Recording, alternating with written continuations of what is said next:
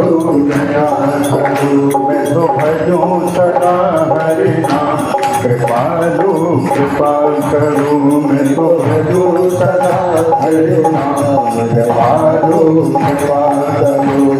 दयालु दया करो, कृपालु कृपा करो। दयालु दया करो, कृपालु कृपा करो। दयालु दया करो, कृपालु कृपा करो। दयालु दया करो, कृपालु कृपा करो। मैं तो जपो सदा हरि नाम, दयालु दया करो। मैं तो जपो सदा हरि नाम, दयालु दया करो। मैं भजूं सदा हरि नाम, दयालु दया करो। मैं भजूं सदा हरि नाम, दयालु दया करो। भक्त खड़ी है द्वार तुम्हारे, भक्त खड़ी है द्वार तुम्हारे। अपनी दया के खोलो द्वारे, अपनी दया के खोलो द्वारे। भक्त खड़ी है द्वार तुम्हारे, भक्त खड़ी है द्वार तुम्हारे। अपनी दया के खोलो द्वारे, अपनी दया के खोलो द्वारे। हमें दर्शन दो, हमें दर्शन दो, हमें दर्शन दो घनश्याम। दयालु दया करो, हमें दर्शन दो घनश्याम। दयालु दया करो, जपो सदा हरि नाम। दयालु दया करो, जपो सदा हरि नाम। दयालु दया करो। तेरे सहारे सब कुछ छोड़ा, तेरे सहारे सब कुछ छोड़ा। अपनों से भी नाता छोड़ा, अपनों से भी नाता छोड़ा। तेरे सहारे सब कुछ छोड़ा, तेरे सहारे सब कुछ छोड़ा। अपनों से भी नाता छोड़ा, अपनों से भी नाता छोड़ा। मुझे शरण में दयालु दया करो। मुझे शरण में दयालु दया करो। मैं तो जपूं सदा तेरा नाम, दयालु दया करो। मैं तो जपूं सदा तेरा नाम, दयालु दया करो। दयालु दया करो, कृपालु कृपा करो। दयालु दया करो, कृपालु कृपा करो। मैं तो जपूं सदा तेरा नाम, दयालु दया करो। मैं तो जपूं सदा तेरा नाम, दयालु दया करो। सीता राम राम राम, सीता राम राम राम, सीता राम राम राम, सीता राम राम राम, सीता राम राम राम, सीता राम राम राम, सीता राम राम राम, सीता राम राम राम। राधे श्याम श्याम श्याम, राधे श्याम श्याम श्याम, राधे श्याम श्याम श्याम, राधे श्याम श्याम श्याम, राधे श्याम श्याम श्याम, राधे श्याम श्याम श्याम, राधे श्याम श्याम श्याम, राधे श्याम श्याम श्याम। सीता राम राम राम, सीता राम राम राम, सीता राम राम राम, सीता राम राम राम, सीता राम राम राम, सीता राम राम राम, सीता राम राम राम, सीता राम राम राम। राधे श्याम श्याम श्याम, राधे श्याम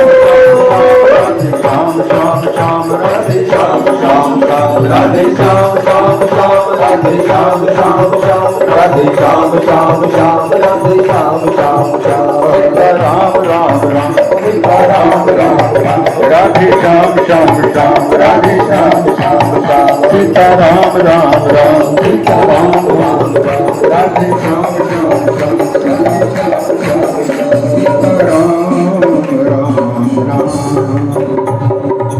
शेष भजन का अंश आगे बाद में करेंगे, कथा भी बाद में करेंगे क्योंकि इस समय अतिक्रमण हो चुका है। बोल पुरुषोत्तम भगवान की जय।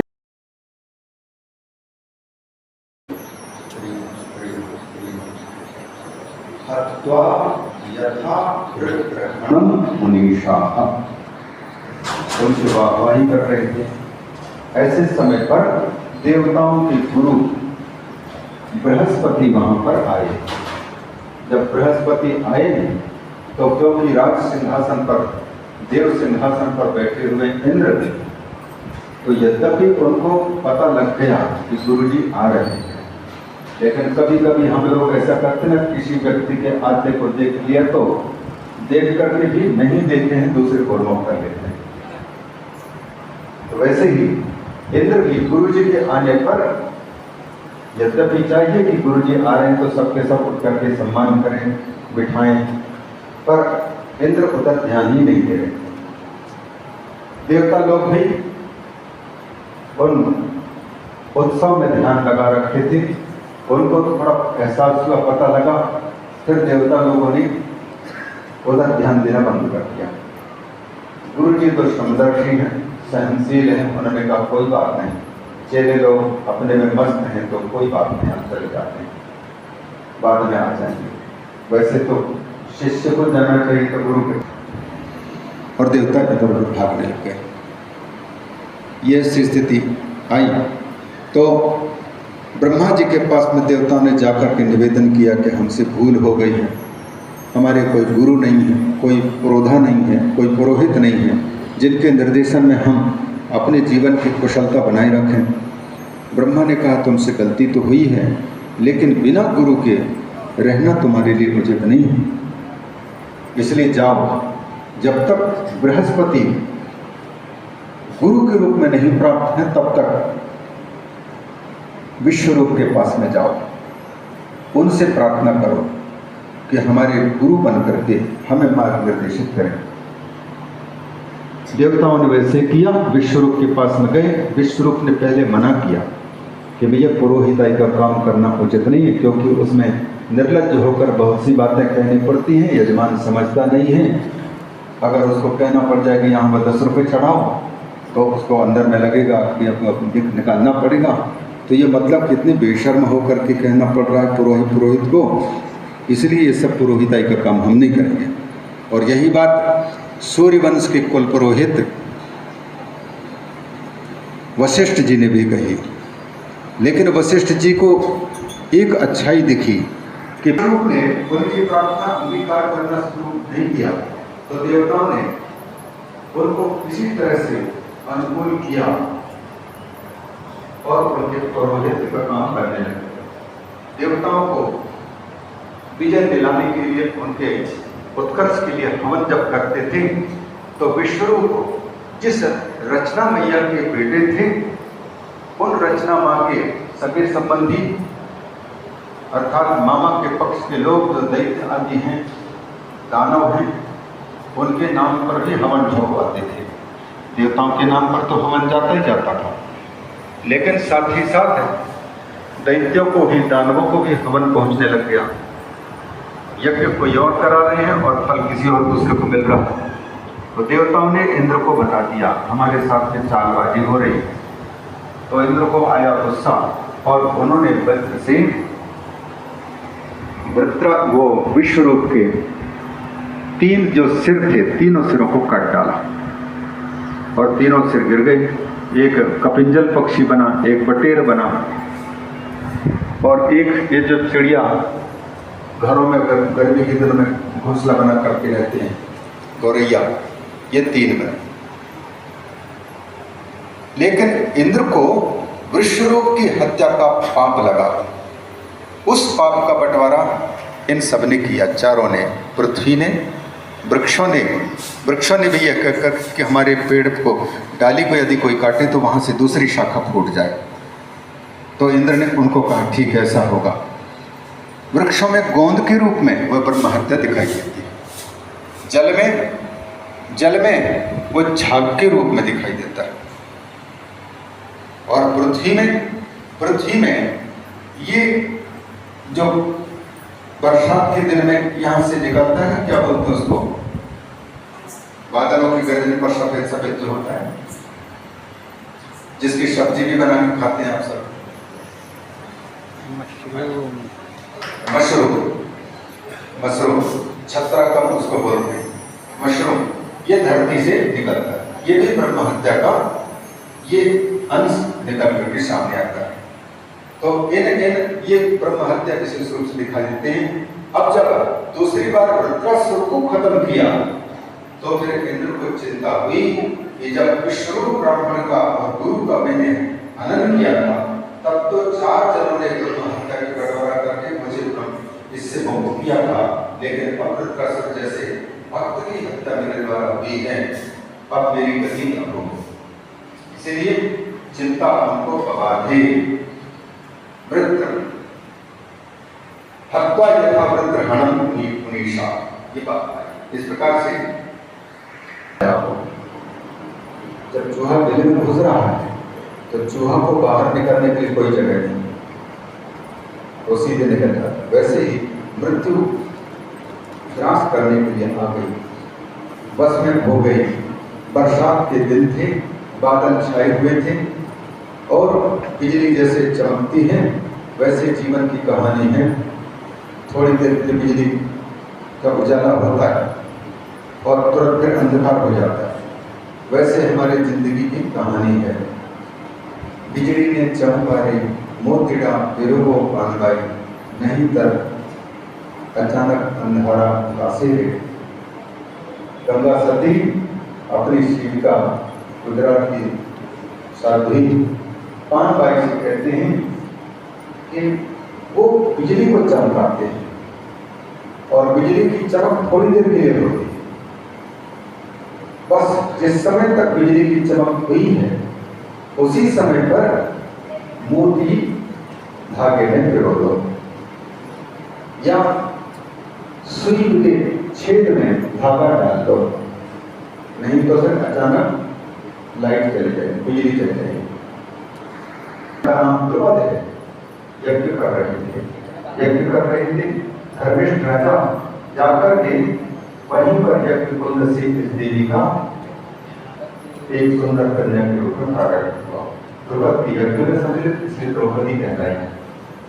यही सभी नारियों के कुंदन की भांति श्रेष्ठ नारी बनी।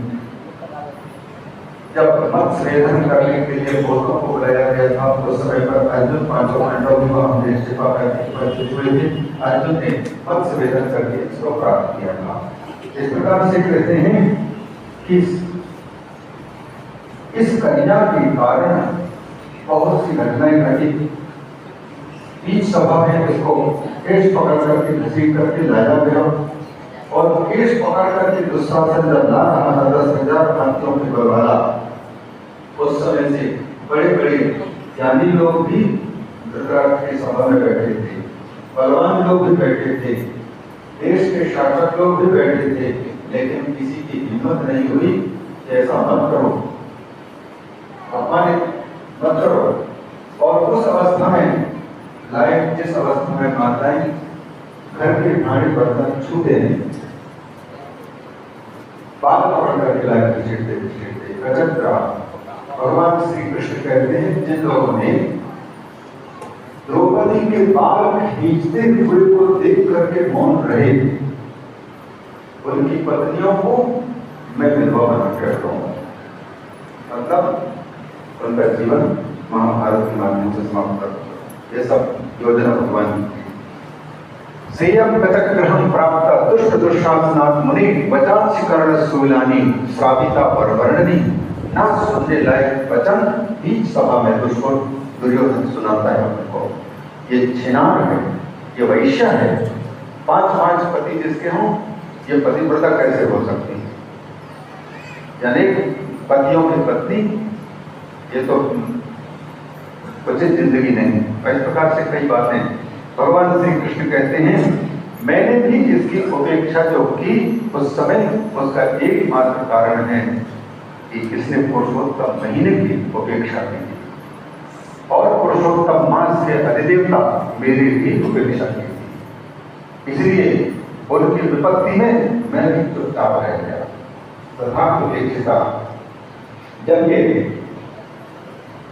मुझे याद दी तो मुझे दया आई और पुकारने लग गई। जब असहाय दुनिया के लोगों को रक्षा करने के लिए, न्याय देने के लिए हाथ जोड़ जोड़ करके महाराज प्रताप, भीष्म, कर्ण और गंगापुत्र भीष्म के साथ साथ द्रोणाचार्य आदि सब उस सभा में थे। बड़े बड़े ज्ञानी थे, धर्म के ज्ञाता थे, लेकिन किसी को धर्म की बात याद नहीं आ रही और कोई निर्णय नहीं दे रहा है कि सभा में गलत हो रहा है, ऐसा नहीं होना चाहिए, किसी की कहने की बात नहीं।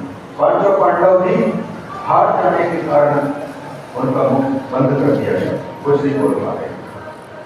जब व्यक्ति सारी दुनिया से हाथ जोड़ा होता है, किसी के भरोसा नहीं देखता है, तो फिर भगवान को याद करता है कि ऐसी स्थिति द्रौपदी की बनी और फिर इससे करोड़ स्वर में एकमात्र मेरा ही आश्रय लेकर के पुकारा अनन्य भक्ति के साथ में।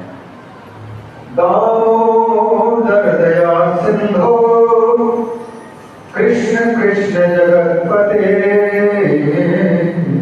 हे नाथ हे रमानाथ केशव क्लेशनाशन, केशव क्लेशनाशन, नमामि प्राणनाथो ऋषिकेश सर्वं भवानेव मेऽस्ति। हे प्रभु, न मेरी माँ है, न पिता है, न कोई रक्षा करने वाले भाई हैं, न मेरे सखी हैं जो साथ दे दें, न मेरे जाति के लोग सहायता कर पा रहे हैं, न भांजे सहायता कर पा रहे हैं, न बंधु लोग, यहाँ तक कि मेरे इष्ट देवता भी साथ छोड़ चुके। हे प्राणनाथ, हे ऋषिकेश, अब इन सारे रूप में केवल एकमात्र आप ही हैं, आप मेरे लाज रख लो। गोविंद गोपिका नाथ दीन बंधो दयानिधे, दुशासन पराभूता किन्न जानासि मां प्रभो। आप तो सबके जानने वाले जगतवासी प्रभु, क्या आपको पता नहीं कि दुशासन प्राप्ता स्मरण प्राप्ता। भगवान कृष्ण कहते हैं जब आप स्वर से पुकारने लगे तब मेरी याद उनकी आई, नहीं तो मैं भी भूला पड़ा। मैं शीघ्र ही गरुड़ पर आरूढ़ होकर के वहां गया सभा में, और अनेक अवतार तो हैं, मैं पहली बार साड़ी का अवतार धारण किया। साड़ी का रूप धरकर प्रगटे तदा मुरारी, और दुशासन 10,000 हाथों की बलवाला, हाथी के बलवाला खींचता रह गया, लेकिन उनकी ताकत कोई काम नहीं आई। साड़ी बढ़ती गई, साड़ी ही की नारी है, नारी ही की साड़ी है, ये पता नहीं लगता ये साड़ी है कि साड़ी की बनी हुई नारी है कि नारी की साड़ी है। भगवान ने अबला का बल बढ़ाया और उनको दिखा दिया। इस प्रकार से पुरुषोत्तम की अवहेलना करने का परिणाम साक्षात इनको देखने को मिला। पूर्व जन्म किए हुए कर्म का फल है। ये मेरा अत्यंत पुनर्मिना। फिर निश्चितम मुनि देवानाम सिद्धियों या पुरुषोत्तमा, बड़े बड़े देवता मुनि ऋषि लोग जिनका सेवन कर रहे हैं, फिर मनुष्यों की तो बात ही क्या है। इसको सारे फलों के देने वाले इस पुरुषोत्तम मास का सेवन करना चाहिए।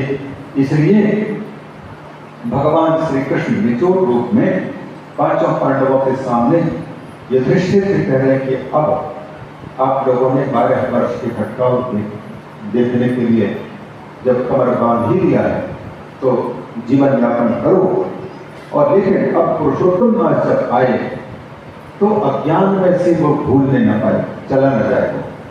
पुरुषोत्तम मास के महीना में भगवान की आराधना करना।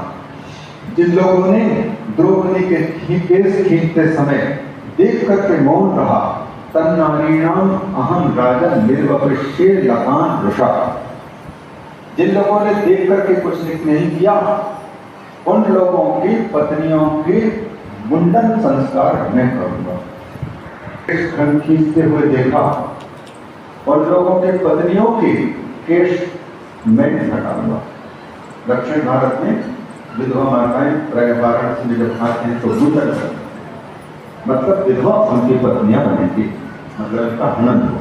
ये शास्त्रों में कहने के धुआं करके व्यंजना शक्ति के द्वारा प्रकट करती है। निर्वपक्ष सुयोधनादि भोपाल सबको मैं यमराज के यहाँ भेजूंगा।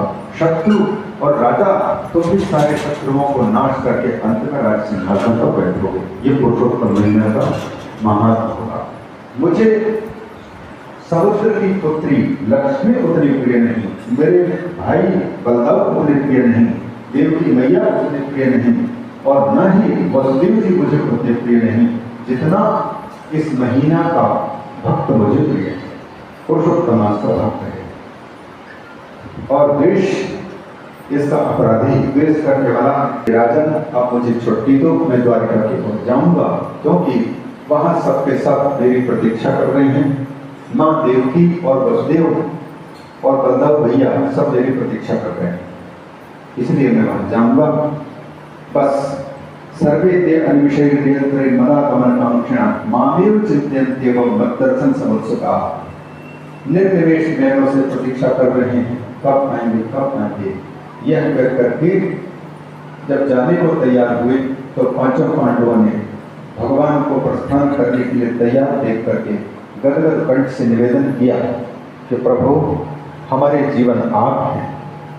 जैसे जल में रहने वाले जंतुओं के जीवन जल है, जल के बिना रह नहीं सकते, उसी प्रकार आपके बिना हम नहीं रह सकते। प्रभु फिर से बहुत कम समय में आपका दर्शन होता रहे, हमको सांत्वना मिलती रहेगी।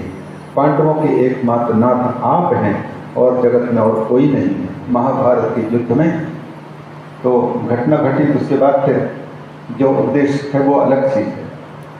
यहाँ कहते हैं प्रभु सब कहते हैं कि आप शरणागत की रक्षा करते हैं, हम आपकी शरण हैं, हमें नहीं भूलना और हमारे भूल में भी आप न आवे।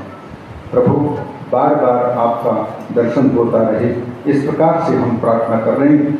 और भगवान फिर मंदम मंदम समारुष्य गरुड़ पर फिर सवार हुए और साथ में आए मुनियों से भी कहा कि अब द्वारिका की ओर प्रस्थान करें। भगवान द्वारिका की ओर प्रस्थान कर गए। जब भगवान चले गए तब अपने अनुजों को और द्रौपदी को साथ में लेकर के कष्ट भोगते हुए, तप करते हुए, भगवान का स्मरण करते हुए पृथ्वी में विचरण करने लगे। युधिष्ठिर मन में भगवान को अत्यंत प्रिय पुरुषोत्तम मास में लगा करके और उनको अपने भाइयों को समझाते हुए कहा, देखो कितना आश्चर्य की बात है, पुरुषोत्तम महीने का कितना बड़ा महात्म है। इसीलिए इस पुरुषोत्तम मास के पूजा न करने वालों को दुख मिलता है, हम भी कहीं भोग रहे हैं। वह व्यक्ति धन्य है जो भारतवर्ष में इस श्रेष्ठ महीना के आने पर नियम पूर्वक जीवन यापन करते भगवान पुरुषोत्तम की आराधना करता है। एवं सर्वेषु मातृ तीर्थेषु भ्रमंता पांडुनंदना, 12 वर्षों तक घूमते फिरते जब पुरुषोत्तम महीना आता बीच में तो पुरुषोत्तम भगवान की आराधना करते थे।